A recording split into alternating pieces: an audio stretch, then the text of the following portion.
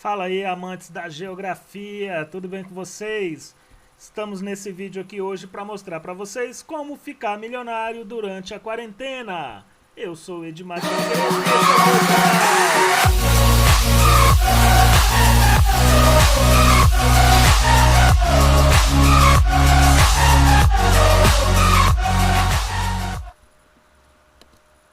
Ficou interessado, né? Mas é mentira, não vou mostrar como ficar milionário durante a quarentena, não. Esse segredo é meu. O que é que a gente vai fazer aqui na aula de hoje? Vamos dar continuidade aos nossos conteúdos. Isso sim. Bom, vamos lá, galerinha. Pegando o livrinho de vocês aí, ó. Unidade 2. Vamos falar da população brasileira. Livrinho na unidade 2. Vamos falar aí de população brasileira. Pode abrir direto aí na página 352. Livro na página 352. Vai lá, pega o seu livro, rapidão, rapidão. Dá pausa. Pausa o vídeo. Agora. Foi. Muito bem. Estamos de volta aqui agora para a gente continuar aí os nossos conteúdos. Lembrando que agora começa conteúdos novos, galera. Então é o seguinte. Se tem algum colega seu que não faz parte do grupo aqui do YouTube, que não se inscreveu, pede para ele se inscrever para não estar perdendo conteúdo, tá certo? Então, compartilhe o vídeo aí se você estiver vendo no YouTube, tá certo? Vamos levar a geografia para o mundo inteiro, vamos geografar o mundo. Galera, vamos lá. Aspectos gerais da população brasileira. População total. Em 2016, a população absoluta, ou seja, a quantidade total de pessoas aqui no Brasil, era de cerca de 206 milhões de habitantes. 206 milhões de habitantes, o que coloca o Brasil aí no top 5 dos países mais populosos do mundo, ficando exatamente na 5ª posição. Olha aí, ó. Brasil, 5º maior país em número de habitantes do mundo, tá certo? Mas essa população brasileira aí nem sempre foi tão grande, tá? Ela já foi bem menor e ela vem se expandindo muito aí, principalmente a partir da década de 1960, tá certo? Continuando, olha só que bonitinho a nossa curva de crescimento da população. Deixa eu ver se eu consigo aumentar mais isso aqui para a gente conseguir visualizar melhor. Olha lá. Então é o seguinte, podem notar aí, ó, que até 1872 a população brasileira estava na casa de 9,9 milhões de habitantes. Só para a gente ter uma noção, isso aí é menos do que temos hoje na cidade de São Paulo. Olha só o tanto que a nossa população aumentou, né? Notem aqui, ó, que a partir da década aí, entre 50 e 60, a gente tem a população crescendo muito mais rápido, tá certo? Então a população aumenta aí muito rápido, principalmente a partir da década de 1960, como eu acabei de falar aqui para vocês, tá certo? Vamos dar uma diminuída aqui, vamos continuar com os conteúdos. Densidade demográfica. O que seria densidade demográfica? Galerinha, pega aí o caderno de vocês para vocês irem anotando esses conceitos. Densidade demográfica é o mesmo que população relativa.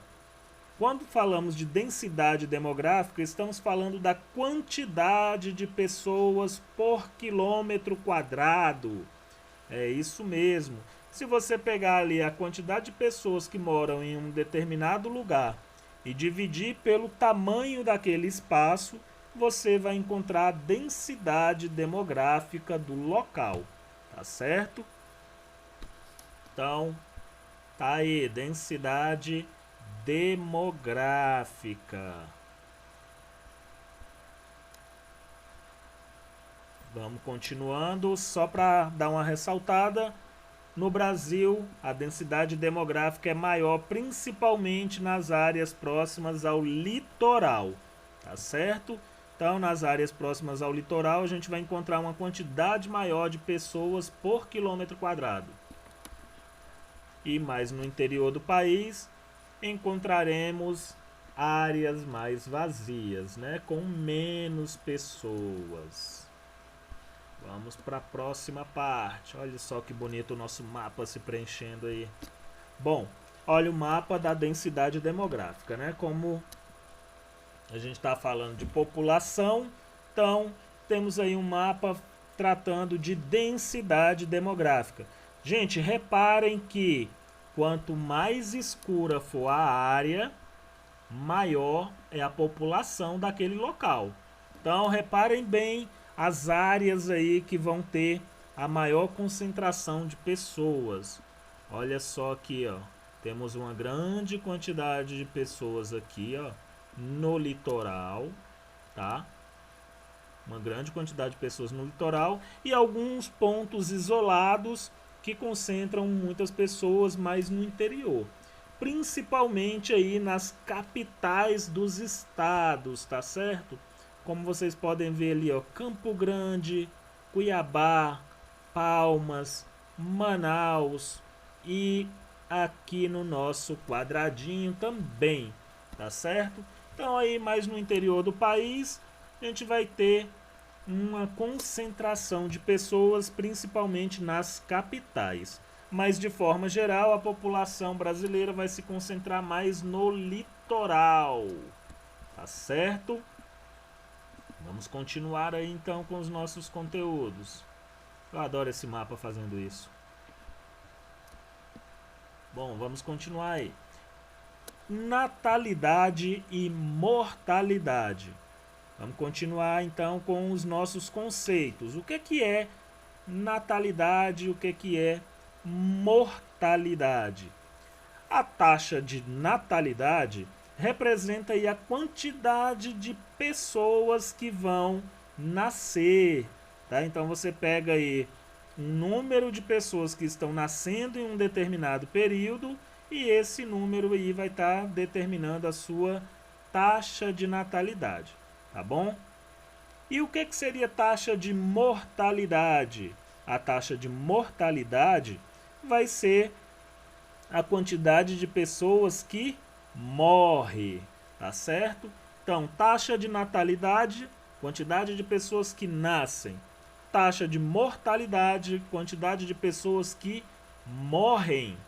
Quando você subtrai aí um pelo outro, você vai encontrar o crescimento natural da população ou o crescimento vegetativo.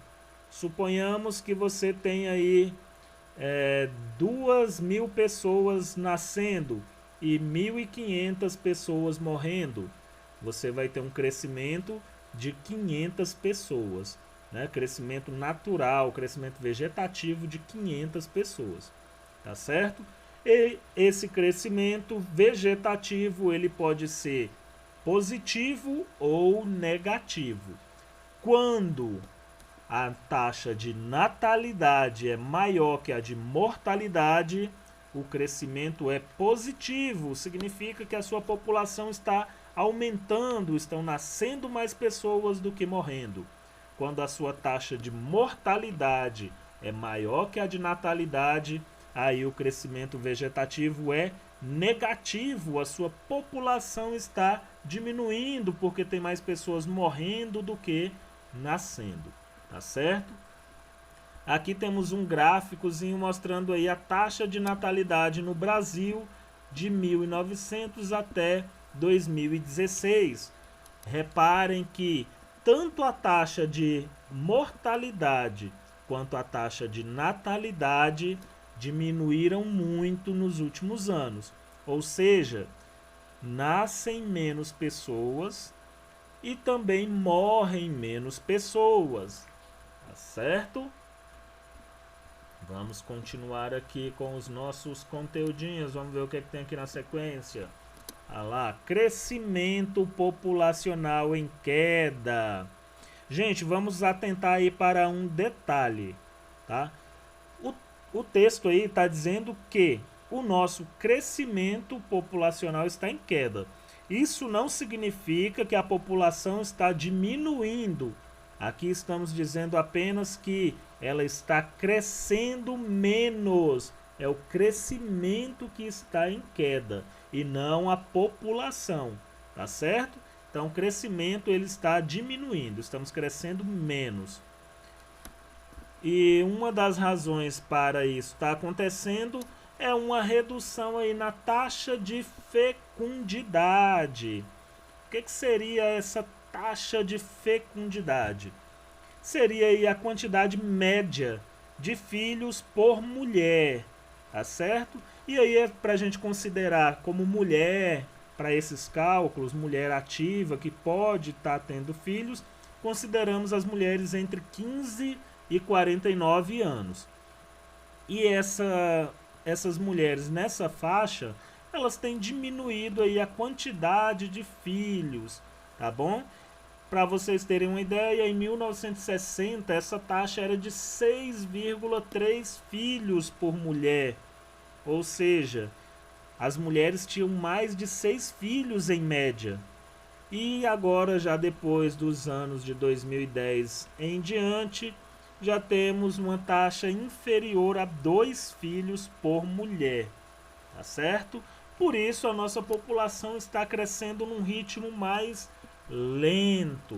Olha a nossa taxa de fecundidade aí, como é que tá? Caiu lá ó, de 6,3 em 1960 para 1,7 em 2016. Vamos continuar aqui, deixa eu passar para a próxima página. E o que temos ali? Vamos dar uma olhada. Envelhecimento da população.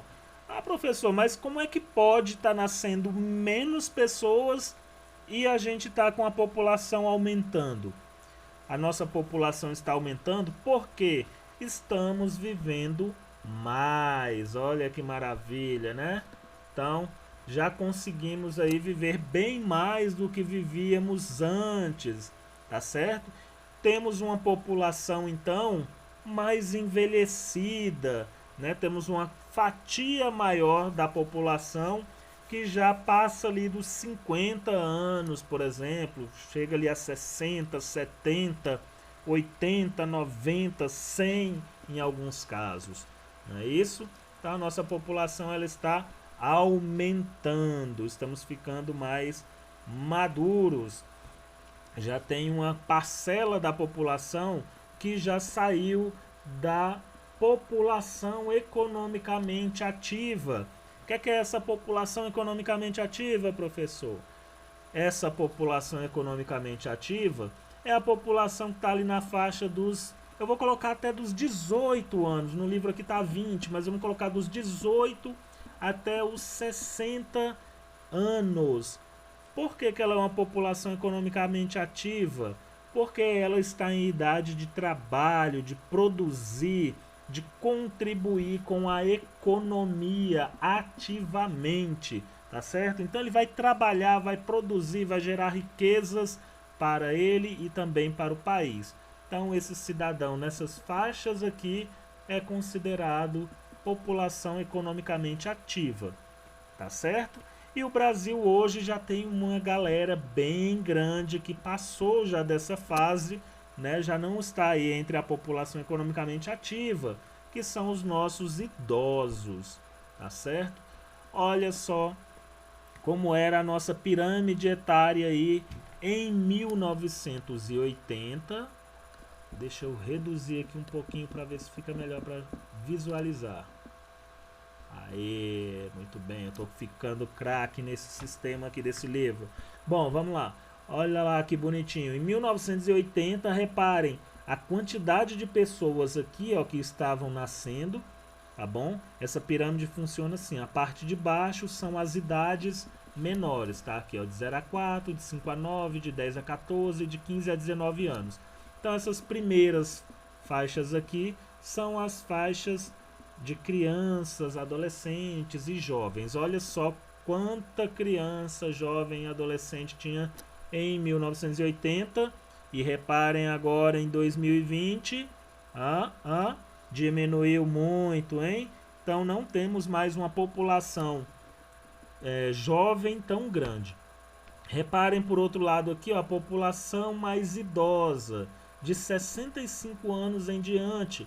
Em 1980 era pequena, agora em 2020, olha só a quantidade de idosos que temos aqui, muito grande, né? Cresceu muito a quantidade de idosos, tá certo? Para nossa sorte, a população economicamente ativa aqui também aumentou, o que significa que tem mais pessoas trabalhando e contribuindo, pagando impostos, para que a gente consiga aí dar uma aposentadoria para os nossos idosos, tá certo? Então, vamos ao tema 2, desigualdades territoriais. E vamos começar com análise socioeconômica. Socioeconômica significa que vamos falar da população e também da economia, ou seja, de dinheiro, tá certo? Vamos ver como é que tá aí a renda dessas pessoas em média. Esse mapa, olha aí o nosso mapa. Gente, quando aparecer mapa em geografia, pelo amor de Deus, não desprezem o mapa. O mapa em geografia, ele fala muita coisa, tá bom? Então, vamos ver o que esse mapa tá falando aqui pra gente. Ele é um mapa de PIB per capita, ou seja, da quantidade de dinheiro por pessoa no Brasil em 2015. Vamos ver como é que estava aí. O nosso PIB per capita, ele era mais alto em algumas regiões do nosso país. Olha só aqui, o Distrito Federal, né, tem uma renda relativamente alta, variava aí na casa de 50 mil reais por pessoa, tá bom? Temos aqui Mato Grosso, olha só, Mato Grosso bem destacado aí, com uma grande quantidade também de dinheiro por pessoa, tá certo? Então temos aqui algumas regiões se destacando, Mato Grosso do Sul, temos áreas aqui no sudoeste da Bahia, tá bom? Então temos algumas regiões aí em destaque com a renda per capita muito alta, a quantidade de dinheiro por pessoa sendo muito alta, tá certo? Olha só, acabei respondendo aqui para vocês, né? Então vamos continuar aqui. PIB per capita, o que é isso? O PIB per capita, quer dizer por pessoas, ele vai dizer como o produto interno bruto, ou seja, a soma de todas as riquezas produzidas no país, seria se fosse dividido igualmente entre as pessoas, tá certo? Lembrando que aqui, ó, no Distrito Federal, por exemplo, eu falei que a média aí fica na casa dos 50 mil por pessoa, mas vamos ressaltar que não são todas as pessoas que vão ganhar isso aí, tá certo? É uma média. Se você pegar o dinheiro de todo mundo do Distrito Federal e dividir igualmente, daria exatamente isso aqui, tá bom? Acima de 50 mil para cada. Muito dinheiro, né? Se não fosse as desigualdades, estaríamos muito bem de vida. 50 mil reais é quase o meu salário. Quem dera. Bom, continuando aí, de modo geral, o PIB per capita brasileiro no ano de 2015 ele foi de 29 mil reais, tá certo? Então, em média, 30 mil reais cada brasileiro ganhava no ano de 2015. Não é que cada brasileiro ganhava isso, era o que eles ganhavam em média, tá certo? Lembrando aí que temos empresários, políticos, jogadores de futebol que ganham às vezes muito mais que isso. YouTubers, né? Temos o caso aí do Whindersson Nunes, que ele deve ganhar muito mais do que isso. Tá bom? Então, continuando. Do mesmo jeito que temos a riqueza aí no nosso país, temos também pobreza, tá certo? Segundo o IBGE, em 2016, 1/4 da população brasileira vivia em situação de pobreza, tá bom? Então a gente estava vivendo aí em situação de pobreza, esses 25% da população, e eles ganhavam, em média, menos que 5,5 dólares por dia, menos que 5 dólares e 50 centavos, tá? Se você for para converter isso aí nos valores de hoje, dá aproximadamente uns R$ 27 por dia, tá bom? Continuando, vamos à educação da população, como está a educação do brasileiro. Lembrando que a educação é extremamente importante para o desenvolvimento aí do país, tá certo? Quanto mais altos os índices de educação, maiores são os índices de desenvolvimento, independente do país que você aborde. No Brasil temos aqui, em 2016, a taxa de analfabetismo na casa de 7,2. Parece pouco? Não, não é pouco, é muito analfabeto no nosso país. Olha lá, entre 11 a 12 milhões de brasileiros não sabiam ler e escrever. É muita coisa, tá certo? No mesmo ano, cerca de 66,3 milhões de pessoas de mais de 25 anos, tá, tinham concluído o ensino fundamental e menos de 20 milhões de adultos haviam concluído o ensino superior. Ou seja, mesmo a galera que entra na escola, não é certeza de que todos eles vão terminar ali o ensino fundamental, o ensino médio e a faculdade, tá bom? Então a gente tem aí essas questões que são preocupantes, né? Seria muito interessante que conseguíssemos elevar essas taxas aí, que todos os que conseguissem entrar na escola fossem até o final, até uma faculdade, um curso profissionalizante. Enfim, em 2016, 8,8% dos negros ou pardos, eu não gosto de falar preto porque quando fala preto parece estar falando de um lápis de cor, né? Então vamos usar o termo negro, que eu acho menos ofensivo, tá certo? 8,8% dos negros ou pardos tinham um nível superior, enquanto essa taxa entre os brancos era de mais de 22%. Então temos aí umas desigualdades acontecendo também em questões raciais, tá certo? Então temos aí questões raciais, a questão social, a questão financeira, tudo isso influenciando na quantidade de pessoas que vão ter ali um ensino superior, que vai ter um ensino de qualidade, que vai ter um nível maior de instrução, tá certo? Vamos continuar aqui com o nosso conteúdo só para finalizar esse segundo tema. Ou não, vamos já dar uma parada por aqui. A aula já está ficando grande demais. Na próxima aula continuaremos aí com longevidade e índice de desenvolvimento humano. Tá certo? Galerinha, é isso aí, valeu. Se você estiver vendo o nosso vídeo aqui no YouTube, deixa o seu comentário, a sua dúvida. Já aproveita, dá um like, se inscreve. Manda o vídeo para os seus amigos, manda o vídeo para todo mundo, compartilha com o mundo. Vamos geografar o mundo. Valeu, falou, é nóis.